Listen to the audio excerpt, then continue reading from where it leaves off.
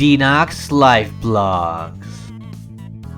Season 3, Episode 4, My Rant on Sam Bankman-Fried. Hello everyone, this is Denox speaking once again, aka DXX Archive here. Yep, in the form of a Denox Live Blogs, I'm going to be talking about something that I should have talked about a while back, but I just didn't really have the courage to do it. But I'm going to make a rant on Sam Bankman-Fried. Yep. Rant time!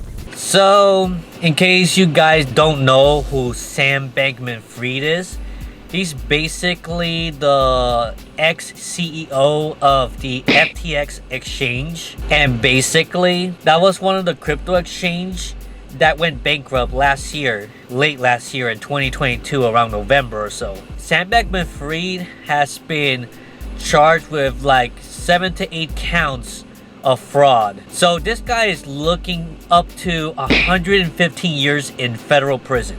And you know what, to be honest, he deserves it in many ways. So basically what happened, in a short summary, is that Sam Bankman-Fried and his colleagues, his worker, and the people from Alameda Research as well, they were all kind of like mismanaging the funds that they were having in their business. So they used a lot of customer funds, customer funds, in order to pay off debt that they have, like a lot of debt that has no involvement with the customers whatsoever, by the way, and to fund that their lavish lifestyle that they had in the Bahamas. They spent billions of dollars in many of these luxurious lifestyles that they had, Sam and the West. And of course, Sam Bankman-Fried is the mastermind of all this. So basically, I'm kind of a victim of this whole FTX collapse, even though I never did any business whatsoever with the FTX exchange itself. Thank God. I didn't thought much of it before anyways, but I was already got into Coinbase, was into Binance and Bittrex and stuff like that I didn't need to have like multiple exchanges in order to like hold crypto. So with one or two it was good enough, so I never even thought about FTX, to be honest. It came like a couple years after I got into crypto, to be honest. From what I remember, I think FTX came around 2019 or a little bit before that. Correct me if I'm wrong. So the thing is, the reason why I say I'm actually kind of affected by this whole mess is because I used to have funds, crypto funds, in BlockFi. Well, I still do now, and I'm gonna get to it right now. So basically, Sam Bankman-Fried, yep, this guy was actually the one who funded billions of dollars, or millions of dollars, I don't know how much exactly, in order to save BlockFi. Because BlockFi was going bankrupt before the whole FTX collapsed, from what I understand. And Sam Bankman-Fried actually came in and saved BlockFi using FTT tokens, if I'm not mistaken. Like I said again, if there's some misinformation that I'm accidentally spreading, feel free to let me know in the comment section below to educate myself and stuff. You're welcome to do so, because there's a lot of technicalities when it comes to this situation. So the thing is that because of that reason that Sam Bankman-Fried touched BlockFi in that way, when FTX went down, when FTX collapsed after the CoinDesk exposed their entire statements or something, I forgot what it's called, but yeah, it affected multiple other exchanges as well. One of them being BlockFi, and I think there's another one called Celsius and a few other, but I'm not really involved with those other companies. But BlockFi, yeah, I'm gonna be transparent as possible, but I'm not gonna say exact amount, but I had thousands actually invested in this, and I got in a bunch. Yes, I admit I got paid a lot of interest on BlockFi, and I did actually took quite a bit of money out from BlockFi earlier that year in 2022 to fund certain things like my New York City trip that I did last year. Yep, my BlockFi money actually helped me on that one. The money that I made over there, which the time I think it was like GUSD that I was like accumulating a lot of those things because they pay like the highest interest rates. And then every month I will get a decent amount of interest money from that to my BlockFi account, and then I can move it from my interest account to my wallet, and then from the wallet I could move it to my bank account, no problem. It was actually a legit business for a while, I'm not gonna lie. That's something I want to be clear on. I wasn't trying to involve myself in any Ponzi schemes or anything like that. The problem is that FTX had involvement with BlockFi, and I didn't even knew that at all until after the collapse. Yes, so that's what happens when you don't do a lot of research, and I kind of failed that part as well. And then most of my funds from BlockFi, still to this very day, almost a year later, has been stuck on BlockFi. I couldn't withdraw any of that money until I was able to withdraw the Ethereum that I have on the wallet in BlockFi, and I finally was able to get it to Coinbase. So of course, at this point, I'm like, I'm not gonna be trusting any more exchanges like that in order for me to get high interest money that for just having my money there or my cryptos. And I also thank God that even though I was affected by BlockFi quite heavily, it wasn't the only place where I had my money. I had like 4 other places or so where I had other money there, and I didn't went bankrupt completely at all. So I was able to survive. But I remember around that time, like I was more actively looking for a job because I kind of wasn't making as much at the time. Like a lot less than I do now. Right now I'm doing much better. But back then, yeah, I will admit that I was kind of struggling. Crypto was in the bear market. Everything was going down. Not much was going on. But you know what? Even after the whole FTX collapsed and then BlockFi went to bankruptcy afterwards, I still had hope with crypto because this is a long game. We get wrecked a lot, but eventually, if we know how to make the right moves, we know how to invest in the right coins, and I learned a lot for experience on that. It doesn't get me to panic sell every single one of my crypto and not go into it again either. And it's not easy money because, yeah, for a certain someone who says that it's easy money with cryptos, it's all about patience, honestly. Sometimes we could go like a couple years of the market being stagnated, not moving whatsoever, and you get the idea.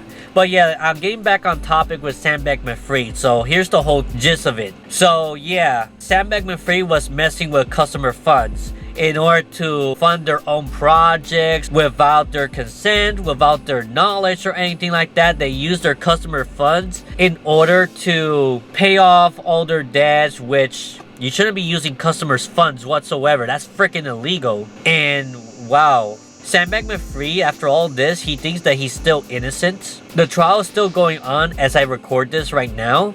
There's still like a few weeks left until it ends. But I don't see any way that Sam is gonna get out of this mess. Like, there's so much evidence against him that he was commingling funds, that he was like using customer funds in order to spend so much for campaigns as well, lavish lifestyles like I said earlier, donations. Matter of fact, I think that he bought his parents that $1 million penthouse or something over there in California.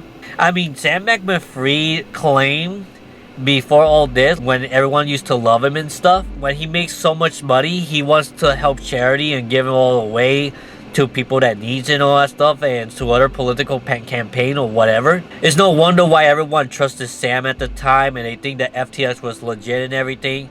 And it comes to show that no exchanges are safe. Like people are saying, not your keys, not your crypto. If you don't have a private key to store all the crypto, the majority of my cryptocurrency now is in a cold storage wallet. It's in a ledger. And nobody knows what password it is because I store it offline. But the whole point of this whole thing is basically you gotta be careful where you put your crypto. Especially the exchanges that a lot of them could be involved in some shady activities that you don't know about. Just like the FTX collapse with Sam Bankman-Fried trying to steal a lot of money from customers because the customers trusted you, Sam. And I don't know if he'll ever see this because he's probably going to go to jail for a very long time. But they trusted you. They trusted Sam to have all their money stored in your company, in your system. And they felt safe around you. And look what happened in the end. Like, so many funds got liquidated. A lot of people lost money, their life savings, their livelihood is destroyed. Like, people probably died because of this whole collapse too. Who knows? because they didn't have any money to survive and they couldn't get help anywhere else. You should never put your life savings. I never did that, and that's why even after BlockFi collapsed, it did hurt quite a bit. I was very worried at first, but this is why it's always good to diversify your portfolio, because you never know when one of the banks that you leave your money at will collapse, and if it's not FDIC insured, then you are not guaranteed to get that money back. So you gotta be careful. I'm being a lot more careful where I place my money, and you should as well. But you know what? I still kept most of them there, because why do I want to sell at a loss? If I know that certain coins like Bitcoin and Ethereum, long term, they're gonna do very well because they are the future. They support future technologies like AI, virtual reality, and all the other like cross payments, internet 3.0 and all that stuff. Like, the cryptos themselves are not the problem. It's the people that uses it that's the problem. And people like Sam Bankman-Fried, which he's a scumbag for what he did. Honestly, I hope he gets what's coming to him. There's still, like, the trial's still going on. There's still other facts that I may not know about, and I may have to update it as well later on. But the point is that, yeah, the reason why I am kind of a victim to SBF and the FTX collapse is I didn't have any money, or I didn't have not done any business with FTX. I didn't touch FTX whatsoever, even before it was good, supposedly. It was BlockFi. I was very involved with BlockFi during 2020 and 2021 or so. And I was making quite a lot of money on interest, because why do I want to leave my money in a bank, right, where they barely pay you interest whatsoever? You'd be lucky they pay like $10 a year, when I could get paid like almost $100 every single year to keeping a lot of my money there. So that was my thought process at the time. You live and learn with crypto. It did hit me hard. Some people already knows about it. I didn't dare to tell my story about it before because I was not at the best state to do so. But right now it's like, whatever. I'm not the only one affected by this. Many people that place their monies on FTX, BlockFi, Celsius, and all the other places that Sam Bankman-Fried had his nasty, disgusting hand on. You get the idea. They got affected by the FTX collapse. And now all this complication is taking so long for BlockFi to finally return our money. So many people. I'm actually in a Discord server where there's several other people just like me that also got affected by the BlockFi thing as well. So, you know, if you get into crypto and stuff like that and you're not knowing too much, you're bound to make mistakes. Sometimes even very big ones. Thankfully for me, from very early on, I knew how to diversify my cryptos, my investments, my portfolio. They're all in different places, so I was still far from broke. I was able to survive. Everything is good. But of course, it did hurt. So when I do get that big check back eventually from BlockFi, I'm going to be very happy. I don't care how much I get back. If I get back most of it, that'll be great. But I'm not like losing sleep over it or anything like that, like I did in the first week. But like, it is what it is. You live and learn. It shows you have to be more careful. It gives me a stronger thick skin pretty much, because if you're going to get into crypto, you have to accept the fact that there's going to be times you lose money and you can't get it back whatsoever. I mean, I've been scamming crypto once before. I could admit that as well. But that's my whole story with BlockFi, and that's what I think about Sam Bankman-Fried and Caroline Ellison, Jerry Wong, and everyone else. At least the rest of the team has actually pleaded guilty. They admitted that they did something very wrong, and they did so they collect in their sentence. They all are targeted against Sam Bankman-Fried. It's pretty crazy. He's only 31 years old right now. He's 5 years younger than me, and he's in that mess right now. So whatever happened to me like a year or two ago, I know there's people out there that's even worse off. So, you know, at least I'm not in the worst position out there. Oh yeah, and I just want to point out that as soon as I found out that I wasn't able to withdraw funds from my BlockFi in order to get the money out after the bankruptcy, like, I literally went to every single one of my other exchanges, especially Coinbase and Binance, and the majority of the money from there, I moved it straight to my wallet that I could. Because you never know when an exchange, another one, can go down. I really doubt that Coinbase will ever go down like FTX or BlockFi did, but you never know in the future. Yeah, because it kind of teaches you, don't keep your money on exchanges pretty much, or else you'll be risking losing all that money that you work so hard to invest in everything. So Very careful, of course. Yes, and all the funds that I had in those other exchanges, I moved them. I put all the effort. Sometimes I had to move it from multiple places in order to get to it, but I moved it all into the Ledger wallets, and it's a lot safer there now. But who knows, even Ledger may be a little bit risky too because of what I heard, but I don't think I'm remotely involved with that, so just letting you know. But all in all, what I have to say to conclude this whole thing is that SBF, you suck. And for you actually messing with customers' funds, for you using customers' funds most likely in order to bring back BlockFi and everything, and you were hoping that you could get that money back or hid it under the rug, hoping when the cryptocurrency market goes back up, you could pay off all the debts. Who knows, maybe you did had good intention to bring back all the money, but you thought more about yourself when you're using those customer funds, and that's freaking illegal. That's punishable by law. And honestly, you mess with the lives, you toyed and messed with the lives of millions of people out there. Me being one of them, I'm not as affected compared to many others out there. Many others lost their life saving, they lost their business, they lost their livelihoods. I'm still fine compared to them. Even though I was affected, but I think God is not as bad as other people could have went through. So I gotta count my blessings there at least. So yeah, if you guys agree with this video, be sure to leave a like. Be sure to comment below what you think about Sam Bankman-Fried. You think he deserves to be in jail for many decades? 115 years is what he's possibly going to get if he's guilty on all 7 counts or all 8 counts. I don't know exactly how much at this point. But there's just too much evidence stacking against Sam Bankman-Fried.